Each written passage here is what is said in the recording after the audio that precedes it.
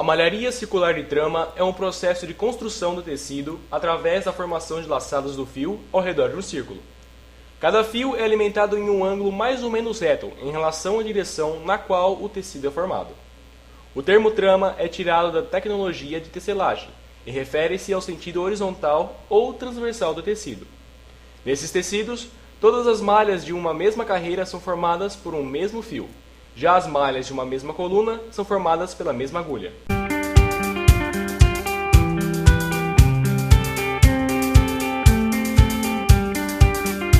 Na construção e análise do tecido de malhas, dois termos são usados frequentemente: coluna e carreira. Coluna refere-se à série de laçadas de diferentes fios que se situam na direção do comprimento do tecido. Carreira é uma série de laçadas sucessivas do mesmo fio que cruzam o tecido transversalmente. O mecanismo de tricotagem consiste na formação de laçadas de fio com a ajuda de agulhas finas e pontiagudas. Quando novas laçadas são formadas, elas são puxadas através de outras laçadas formadas anteriormente. O entrelaçamento e a formação contínua de novas laçadas produzem o tecido de malha.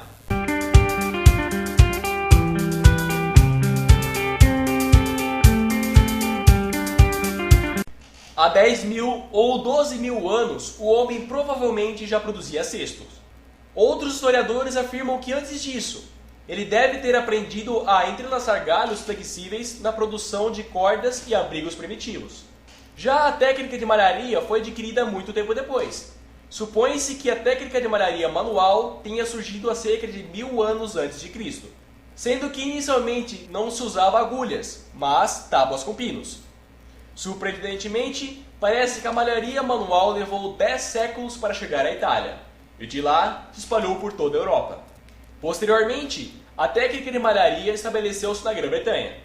Em 1550, apareceu na Inglaterra a primeira meia de malha de seda. Em 1589, o pastor William Lee inventou o tear de malhas de trama operado manualmente.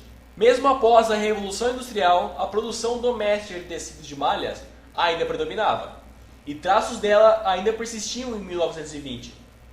O grande desenvolvimento da malharia só se deu em fins dos anos 40, com o surgimento das fibras sintéticas que suplantaram as fibras naturais, a viscose e o acetato.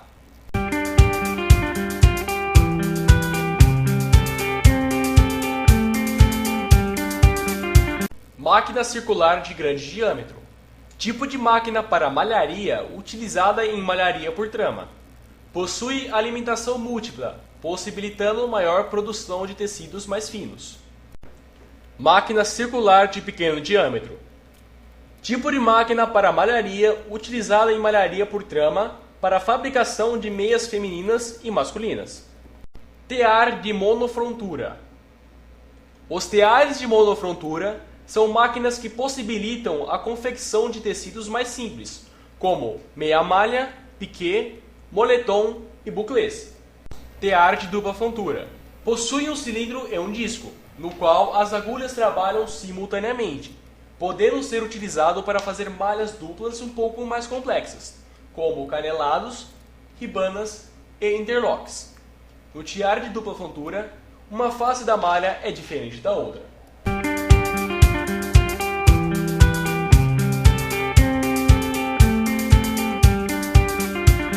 Os teares podem ser divididos em 4 partes: gaiolas, parte superior do tear, cabeça têxtil e base do tear.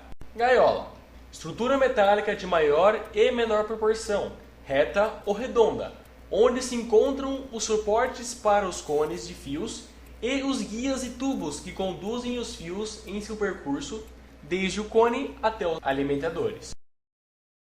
Parte superior do tear: pode ser subdividido em alimentadores de fio, roda de qualidade, correia dentada da roda de qualidade, automáticos de elastano, kit de elastano.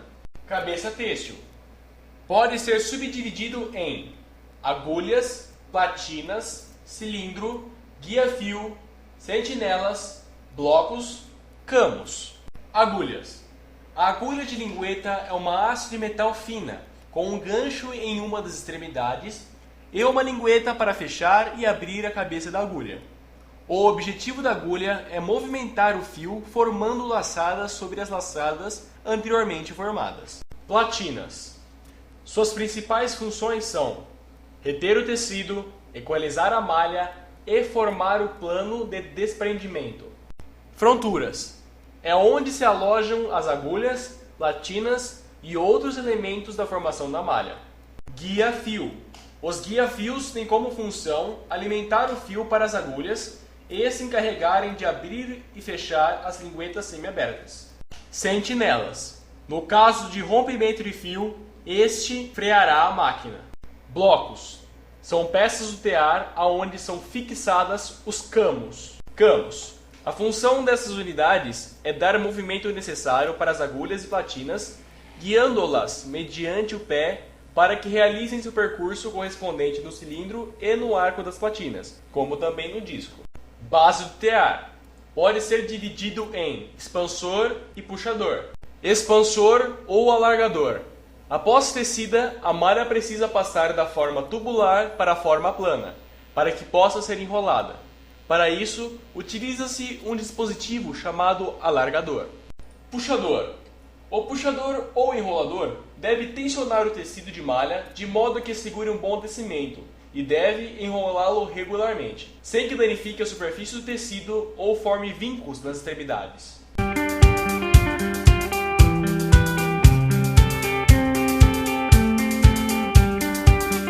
Meia malha ou jersey, estrutura mais simples de uma malha. Interlock, estrutura de malha que devido ao seu entrelaçamento proporciona ótimo caimento, toque mais firme e agradável. Canelado. O ponto de malharia encanelado combina elasticidade e alongamento, proporcionando um bom stretch. A sua textura agrega um visual básico e moderno. Piqué. Estrutura de malha com nome de origem francesa. Possui uma aparência e textura que favorecem as camisas de gola polo. Moletom. Estrutura de malha que tem o entrelaçamento feito de tal forma que os fios da malha no interior ficam flutuantes.